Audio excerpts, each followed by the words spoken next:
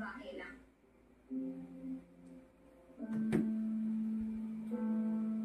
Ang pag-ugata ko po, separated na po talaga yung parents ko.